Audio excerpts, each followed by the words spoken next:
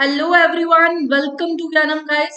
आज हम लोग डिस्कस करने वाले हैं रिसर्च एप्टीट्यूड के बारे में, जो कि आपका पेपर वन का सेकेंड यूनिट है, जिसमें कि हम लोग डिस्कस करेंगे उसके सिलेबस को, प्लस उसके अंदर सिलेबस के साथ साथ और अदर इम्पोर्टेंट टॉपिक्स क्या है, जहां से एनटीए आपको हर बार एग्जाम में क्वेश्चन पूछता है।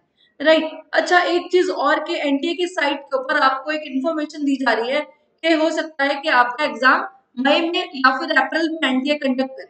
सो इट मे बी आपका एनटीए जो है, हो सकता है एग्जाम मई में या फिर अप्रैल में कंडक्ट किया जाए, बट अभी कोई भी प्रॉपर नोटिफिकेशन नहीं है। तो हम लोग तैयारी करते हुए चलेंगे, ताकि हमारा जब भी एग्जाम हो तो हम लोगों के ये टॉपिक्स जो है वो पहले से ही कवर अप हो जाए। राइट। अच्छा, एक चीज और कि जो पेपर वन है और जो पेपर टू है, उसके ऑफलाइन बैचेस जो है वो स्टार्ट हो चुके हैं। प्लस हमारे पास रिकॉर्डेड कोर्स अवेलेबल है पेपर वन के लिए, जिसमें कि आपको डिस्क्रिप्शन बॉक्स में लिंक दिया गया है, आप उसको ओपन करके एक्सेस कर पाएंगे। और जो है हमारे पास नंबर है, नीचे दिया हुआ नंबर है 9991463322।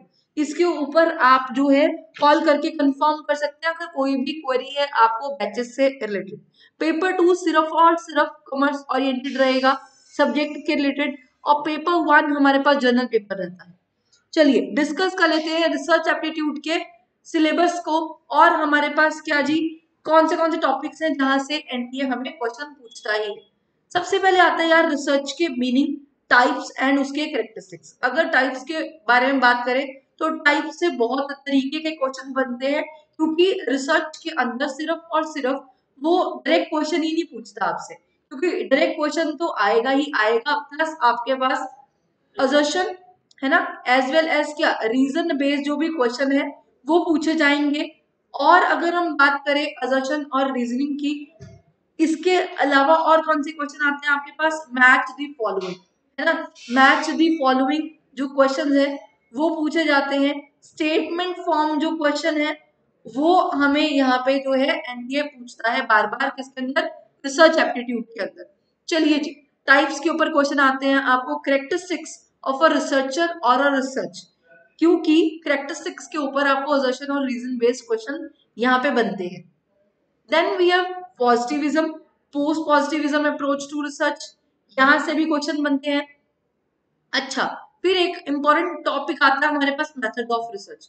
कोई भी एग्जाम ऐसा नहीं मिलेगा आपको पेपर जहां पे मेथड ऑफ रिसर्च से क्वेश्चन ही ना पूछा गया हो, चाहे वो डायरेक्ट क्वेश्चन हो, चाहे वो मैच दी फॉलोइंग करके क्वेश्चन हो, बट यहाँ से आया जरूर है। We have experimental method, descriptive, है ना, क्योंकि जो मेथड ऑफ रिसर्च है उसको हम 3 एरियाज में डिस्कस करते हैं, ऑब्जेक्टिव बेस्ड, इंक्वायरी बेस्ड, और हमारे पास और अदर एरियाज हैं जिसके बिहाफ पे हम लोग क्या करते हैं, रिसर्च को क्या करेंगे, डिफाइन करेंगे। क्लियर, एक्सपेरिमेंटल हो गया, डिस्क्रिप्टिव है, क्वालिटेटिव है, क्वांटिटेटिव है ना, हमारे पास एक्सप्लोरेटरी रिसर्च है, को रिलेशनल रिसर्च है। तो ये चीजें हम लोग डिटेल में पढ़ते हैं, क्योंकि सिलेबस में तो सिर्फ इतना ही लिखा हुआ है। और इसके अलावा भी अगर हम बात करें और अदर मेथड्स कौन से हैं, हमारे पास को रिलेशनल मेथड है ना, कोरिलेशनल मेथड है हमारे पास, लॉन्गिट्यूडनल मेथड है,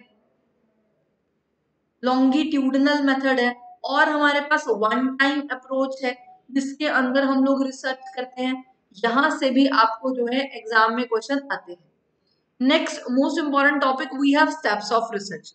अगर आपको पता हो, एक क्वेश्चन एनटीए बार बार एग्जाम में पूछता है, प्लान, एक्ट, ऑब्जर्व एंड क्या, रिफ्लेक्ट। इसको अरेंज करने के लिए हर साल जो है आपको एक क्वेश्चन आता ही है, जिसमें कि अगर मैं नॉर्मल बताऊं तो इसका शॉर्टकट क्या है, PAOR, है ना। इसको लेमन लैंग्वेज में बात करें, दैट इज PAOR, जिसको आप अपने स्टेप्स ऑफ रिसर्च को हम लोग डिफाइन करते हैं।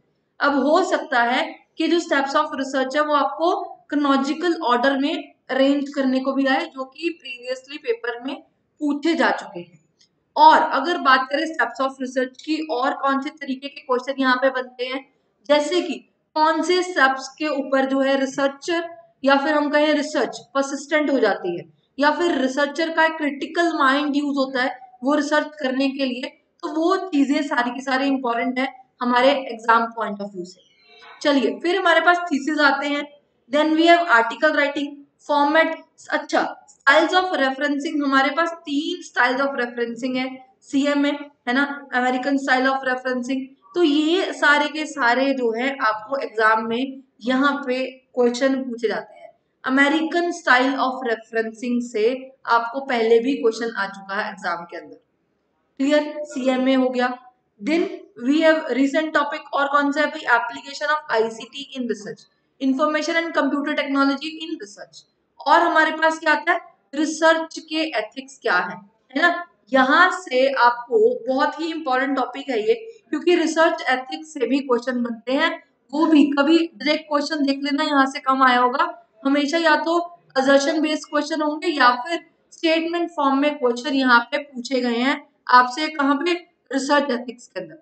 आई hope guys it is clear to you, जिसमें कि हम लोगों ने डिस्कस किया कि सिलेबस क्या है, और हम लोग बात करें अगर सिलेबस के साथ साथ के इंपॉर्टेंट टॉपिक्स क्या है, क्योंकि सिर्फ इतना ही सिलेबस नहीं है, इसके और अंदर डिटेल में भी है। जैसे कि अगर हम बात करें और क्या क्या पूछा जाता है यहाँ पे, सैम्पलिंग, और सैम्पलिंग के जो मेथड्स है ना, सैम्पलिंग के जो मेथड्स हैं वहां से भी एग्जाम में क्वेश्चन आते हैं। अगर आपको याद, अगर किसी बच्चे ने दिया है या अगर प्रीवियस ईयर क्वेश्चन पेपर खोल के देखोगे, क्लस्टर सैम्पलिंग है ना, probability and non probability method of sampling है, जहां से एग्जाम में आपको बार बार क्वेश्चन पूछे जाते हैं, राइट। तो ये तो इंपॉर्टेंट एरियाज के बारे में बात होगी जहां से एग्जामिनर पूछता ही है।